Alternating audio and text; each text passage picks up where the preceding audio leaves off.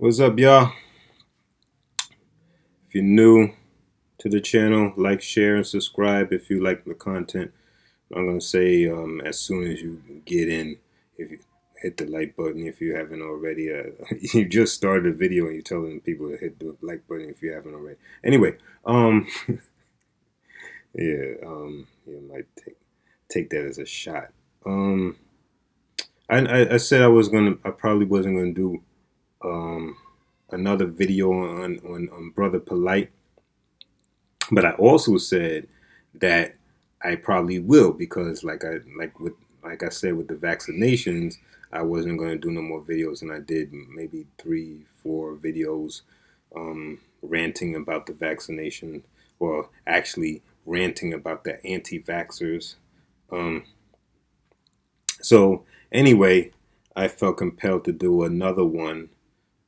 This one is focusing on apparently, well, I didn't know. I think I had heard it, but I didn't know the full extent that he had actually got out on bail. So he's out now, and he actually did a live. Um, that he did a live where apparently he's sitting on his little Rolls Royce, and he's rocking his little um excuse me, he's rocking his. I forgot how much he said he paid for his little sneakers, and he said he got a $5,000 bag and things like that. Um, is irrelevant, but people love to brag about what they got and things like that. And I'm like, and these are the people that you follow. Um, because you're always looking for this leader when you don't realize that you have leadership in you. Maybe to not to the highest level, everybody has their different levels, but you have some kind of leadership level in you, um, enough so to the point where you don't have to look to these charlatans that get on YouTube and Instagram convincing you with their words, because yeah, he's very articulate. um, they convince you with their words. And see, the thing is, here's the thing. I always use this analogy that um, and if you're into religion, you're into religion. So I mean, but you also have to respect the fact that some people are not into religion. Same way you want them to respect the fact that you do believe in religion. So I'm just gonna throw this out there, where I use this analogy, right? When it comes to religion, right? You have a pastor who, it's ironic that they call the flock sheep. They call the congregation sheep, because the pastor is just that shepherd. He gets the sheep to do whatever he wants to do. So a lot of times, especially when people are suffering and they're feeling pain and they want relief, a lot of times all you have to do is articulate your message well enough that people believe you and they will follow. You can spew out pure BS, but because you're articulating in such a way that resonates in their mind, they're with you. It doesn't matter that it's totally BS. You know it's BS, but they truly believe it. Like if you tell them you put this dollar in the basket, and I'm gonna pour this oil on this holy oil on you. Mind you, it's just regular little oil that they bought in some department store or something like that. Well, I'm gonna pour this holy oil on that dollar, and watch. You're gonna be blessed. You're gonna be blessed with more money than you can even handle, and you're gonna be able to pay your bills. You're gonna be able to get your house or pay your mortgage off. You're gonna be able to do marvelous things, and people believe that because they articulate it well enough to resonate in it. And all you have to do is get a congregation of herders. And there's a lot of people hurting out here, especially if your congregation is set up in the hood, is set up in a poor neighborhood. So you always going to have people who are unemployed.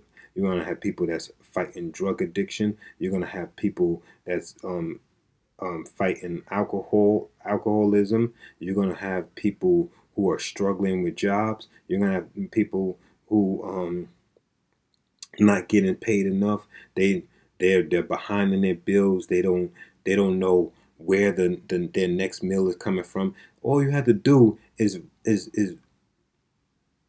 present a sermon that touches those points and find scriptures that gives them some basis of hope, and it keeps them coming in. It keeps them coming in. It keeps them coming in. So, Brother Polight and all these other conscious woke people are no different. Even Kwame is no different.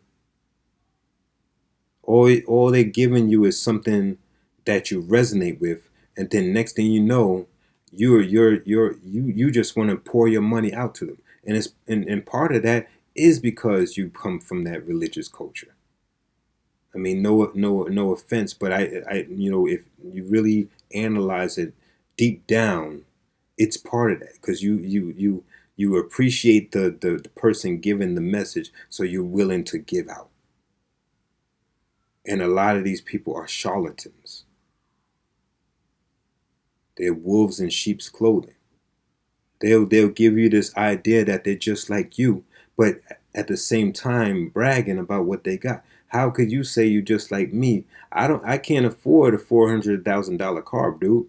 I'm not paying $5,000 for a bag. I'm not sitting there wearing shoes that cost more than my rent. It is what it is. But the main point of this video is to address the fact that, Brother Polight, he did his live, and he was, going to stories, on a lot of things. He didn't really want to touch the subject of the allegations. He, pretty much went around it, but then he addressed that in the live stream and said, basically, this is not for anybody who hates me. This is for people that's showing me love, because if you hate me, you're going to be disappointed, because all you're going to do is sit there and say, "Oh, see, he didn't discuss this. He didn't at least say he's not innocent. I mean, he didn't at least say he's innocent." So he's smart enough to know that, I don't want to talk about it, but I'm gonna address the fact of why I don't want to talk about it.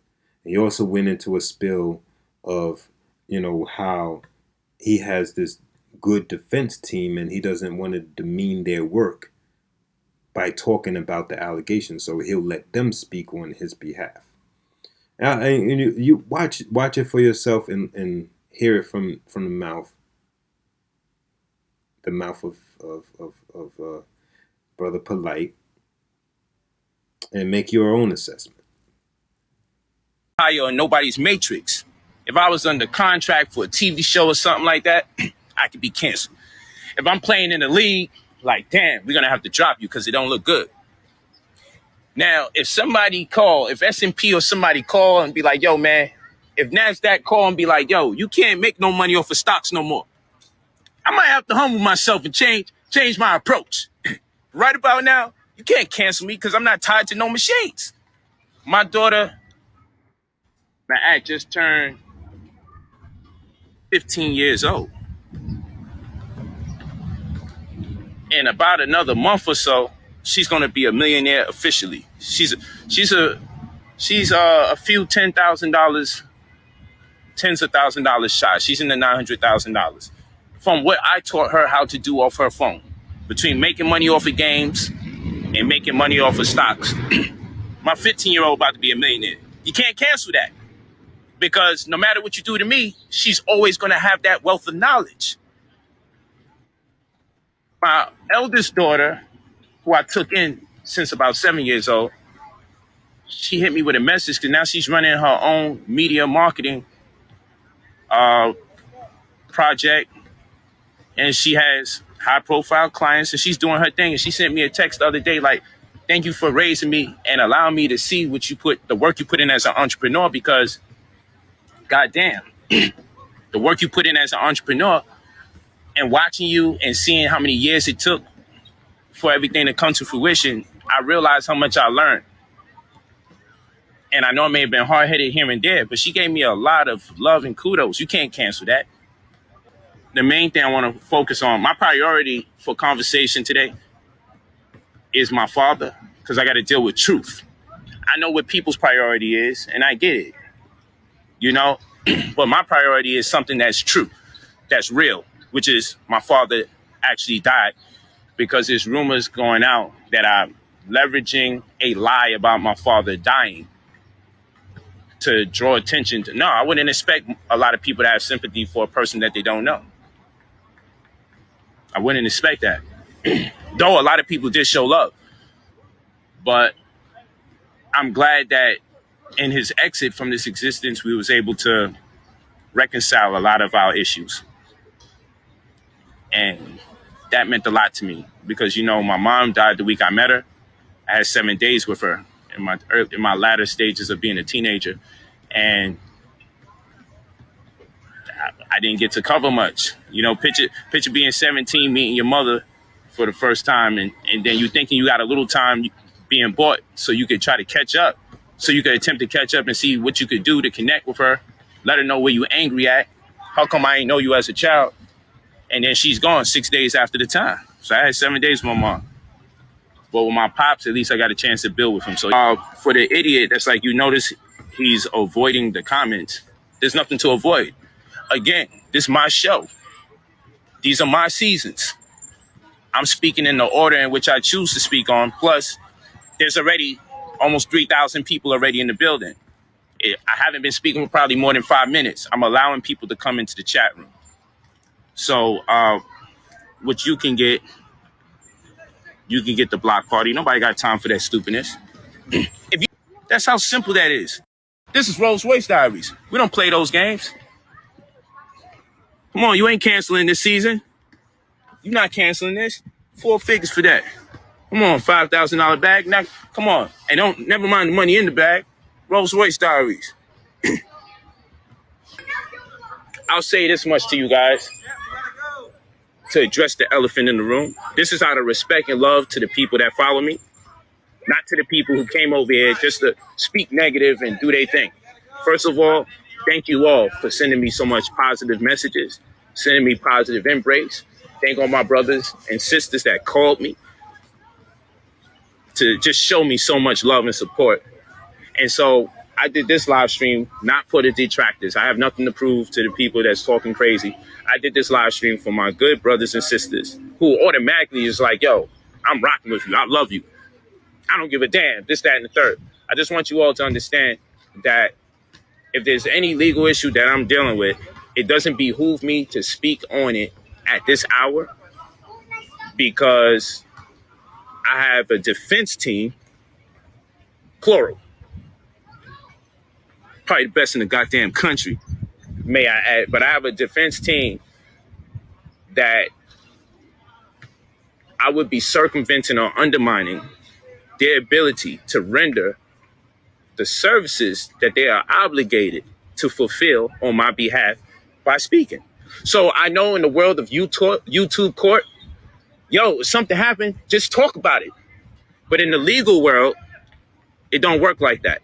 In the legal world, when you got a legal defense team and things have been said, you just allow the things that have been said to be said, and that just gets dealt with accordingly. You don't open your mouth, you don't speak. So what I will say is my defense team will be putting out a statement on my behalf, perhaps even an interview, and they'll get it in. Again, this is not for people that hate me. This is not for the trolls. So if you're disappointed, see, he ain't say this, he ain't say that. It's because it's not for you. So get out of here because it's not for you. You can cry and complain all you want. But for intelligent people will understand, yo, he's right.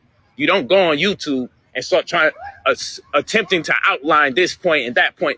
No, that's not the court. That's not how we're going to do this. So, you know, when you look at how he was addressing it, I mean, You got to look at it in a holistic view. I mean, well, you don't have to, but I'm trying to, suggest that you do. And the reason why I say that is because, of course, I don't necessarily believe he's innocent until proven guilty, but I also don't believe in jumping out the freaking window because Tasha K or whoever reported on him. Um, I don't know much about Tasha K, but from what I do know, she has a history of black male bashing. So, yeah, I can understand why people wouldn't want to go with her as a credible source. I mean, but there are a lot of times you have to listen to the message, not the messenger. Pay attention to the message, not the messenger, because even the people that you can't stand might have a message. I'm not saying she right. I'm not saying she had courage coming out and speaking about brother Polight, but I also have to acknowledge the fact that this man believes he's innocent. This man is fighting these allegations. So I mean, let's basically see how it plays out. But yeah, he did pretty much avoid discussing the subject. I mean, but let's be real here. Even if he did discuss it, right? If you already have your mindset a certain way, are you going to believe him anyway? Let's be real here. I don't think you're going to believe him. So it doesn't even matter if he did say in the live, hey, I'm innocent.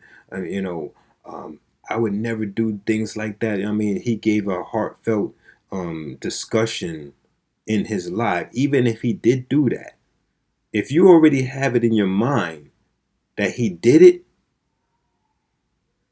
that's null and void. So what's the purpose? You know? Think about that. And think back to my other videos, if you watch them, where I spoke about how you shouldn't just go with one narrative. Go with both. And then if you still go with that narrative that was already in your head, at least you can articulate why you went with that narrative. Because you looked at both narratives. You didn't just go with the Tasha K story. You didn't just go with Kwame's story. You didn't just go with Gravity Takeout. You didn't go with whoever. You listened, you analyzed, you came to a conclusion. And that's all I'm going to encourage you doing. And that's the only reason why I'm even discussing this, because this is I feel like it's a sensitive subject. Some people might not feel like it's a sensitive subject, but I think it is. And that's the only reason why I'm even discussing it, because I don't really care for Brother Polight. I've seen him as a fraud for other reasons. I didn't know, he had allegations against him with the 14-year-old girl. And from what I understand, this young lady is the daughter of his girlfriend or ex-girlfriend or whatever, from what I understand. So I mean, this is crazy. If he did do it, then that's really sick. Not only is it sick to prey on a 14-year-old girl, but it's sick to prey on your girlfriend's daughter, you know. But we'll see how it plays out. That's all I can say. We'll see how it plays out, and like, share, subscribe if you like my content. Watch other videos you might enjoy if you're new to the channel, and feel free to comment, engage. I'm all for it, right? I'll leave y'all on that. Peace.